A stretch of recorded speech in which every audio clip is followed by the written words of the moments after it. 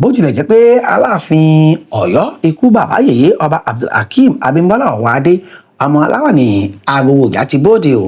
Ohun tí Aláàfin sọ ni pé òun kò bá ẹnikẹ́ni du ipò àgbà gẹ́gẹ́ bí ọba aláyé nílẹ̀ Yorùbá pàápàá Ọọ̀nìrìṣà. Bẹ́ẹ̀ gẹ́gẹ́ ni ọ́fíìsì Ọọ̀nì náà ti sọ pé kò síjà láàrin Olúayé àti ọba àkọ́kọ́ o pàápàá Aláàfin. Bí wọ́n ṣe sọ ọ̀rọ̀ ọ̀hún nìyẹn o, síbẹ̀ àwọn èèyàn kò sinmi o. Kódà ọ̀rọ̀ kan tí ọ̀jọ̀gbọ́n Wọlé Soyinka ti sọ láti bí ọdún 5 sẹ́yìn lórí Twitter èyí tó ń pè ní X báyìí làwọn èèyàn kan gbé kiri o. Làbálẹ̀ tó sì wà nínú tí Ọọ̀nì sọ yìí ni pé Ọọ̀nìrìṣà àrólé Oòduà ọmọ nífẹ̀ẹ́ àbùrẹ́ àkàdé owó rẹmọ ní olórí gbogbo ohun tí ń jẹ́ ọba aládé nílẹ̀ Yorùbá. Kódà wọ́n mọ̀ bẹ́ẹ̀ o, wọ́n sì gbà bẹ́ẹ̀ láwọn ìlú ńláńlá lókè òkun. Ṣèbí lọ́jọ́ 28 oṣù kejìlá ọdún 2020 ìyẹn ní nǹkan bíi ọdún 4 oṣù 4 ní ọ́fíìsì Ọọ̀nìrìṣà ọba ẹni ìtàn adé Ògúnwùsì gbé ọ̀rọ̀ yìí síta gẹ́gẹ́ bí ẹ ti rí nínú àwòrán yìí. Wọ́n ní ọ́fíìsì Ọọ̀nì lọ̀rọ̀ ọ̀hún ti bọ́ sórí afẹ́fẹ́ o, kí sì ní ọ̀rọ̀ ọ̀hún ẹ máa bá wa ká lọ. Wọ́n ní ọ̀jọ̀gbọ́n Wọlé Soyinka ló kọ jáde sórí Twitter lọ́dún náà lọ́hùn-ún.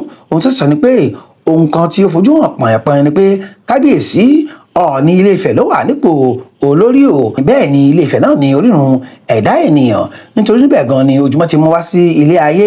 Ohun tá a mọ̀ lámọ́ bẹ́ẹ̀ látún mọ ohun tí a gbàgbọ́ dáadáa èyí tí kò ní tàbí ṣùgbọ́n nínú.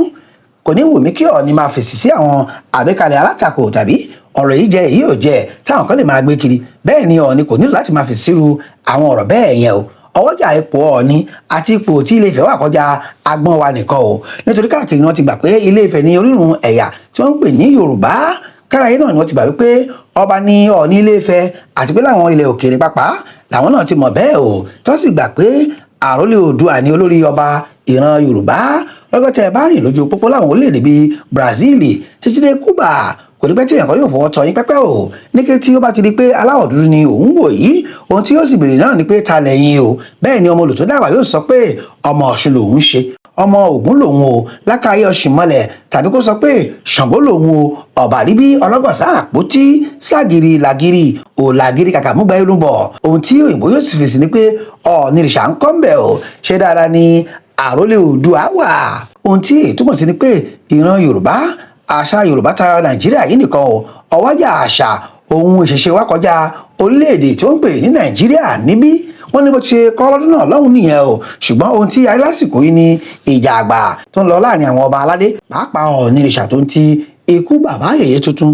tó Oòduà àtẹ̀wọ̀nràn báwa dá àlàáfíà padà sílẹ̀ Yorùbá kára ó lè tu tẹrú tọmọ. Orúkọ mi ni Wòlíì Israel Ọládélé Ògùdípẹ̀ Genesis Global. Olori TV ẹ máa wò ó, ẹ̀kọ́ pọ̀ ń bẹ, ìrírí ayé pọ̀ ń bẹ, òtítọ́ pọ̀ ń bẹ, ohun tó lè gbéyàn dìde tó máa múyàn kúrò nínú àṣìṣe ó pọ̀ ń bẹ. I am confirming Olori TV. The more you know, the better you become. Olori TV. Olori TV. Olori TV. Nílé nílé òkúni, ẹ máa wò ó. Ètò tó kọ́ni lọ́gbọ́n. Ètò tó kọ́ni lóye. Ní gbogbo àgbáyé, ẹ máa wò ó.